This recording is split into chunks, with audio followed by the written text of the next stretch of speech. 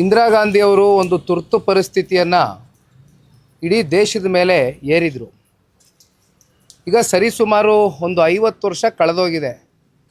ಬಹುಶಃ ಇವತ್ತಿನ ಈ ಸರ್ಕಾರದ ಸರ್ವಾಧಿಕಾರಿ ಮನಸ್ಥಿತಿಯನ್ನು ನೋಡಿದಾಗ ಆ 50ನೇ ವರ್ಷದ ಸುವರ್ಣ ಮಹೋತ್ಸವವನ್ನು ಕರ್ನಾಟಕದಲ್ಲಿ ಆಚರಣೆ ಮಾಡ್ತಾ ಇದ್ದಾರೇನೋ ಅಂತಕ್ಕಂಥದ್ದು ನನ್ನ ಭಾವನೆ.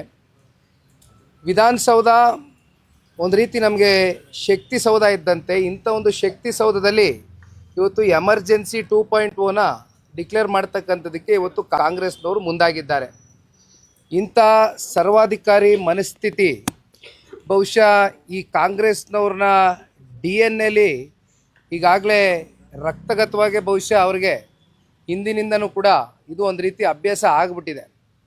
ಆದರೆ ಒಂದು ನಾನು ಹೇಳ್ತಕ್ಕಂಥದ್ದು, ಮಾಧ್ಯಮದ ಸ್ನೇಹಿತರು ಸಂವಿಧಾನದ ಅಡಿ ಅವ್ರಿಗೆ ಅವರ ಅಭಿಪ್ರಾಯಗಳನ್ನ ವ್ಯಕ್ತಪಡಿಸ್ತಕ್ಕಂಥದ್ದಕ್ಕೆ ಅವರಿಗೆ ಎಲ್ಲ ರೀತಿಯಾದಂಥ ಹಕ್ಕುಗಳಿದೆ.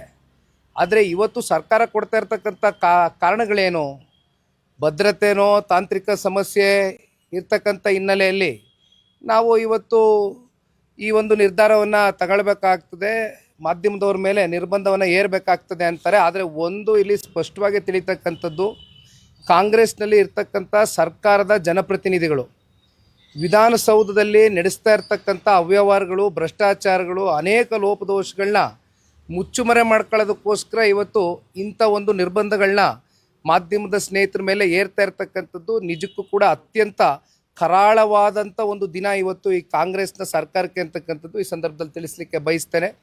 ಮೊದಲು ಇಂಥ ಜನವಿರೋಧಿ ನೀತಿಗಳನ್ನ ಜೊತೆಯಲ್ಲಿ ಪತ್ರಿಕೋದ್ಯಮನ ಸ್ನೇಹಿತರನ್ನ ಕಟ್ಟಾಕ್ತಕ್ಕಂಥದ್ರಲ್ಲಿ ಏನು ಕೈಗಳನ್ನ ಹಾಕಿದ್ದಾರೆ ಕಾಂಗ್ರೆಸ್ನವರು, ಇದನ್ನು ಮೊದಲು ಇವರು ಬಿಡ್ತಕ್ಕಂಥದ್ದು ಸೂಕ್ತ.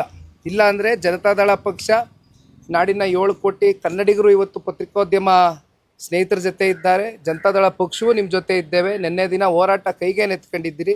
ನಿಮ್ಮ ಹೋರಾಟದಲ್ಲಿ ನಾವು ಕೂಡ ಪಾತ್ರ ವಹಿಸ್ತೇವೆ.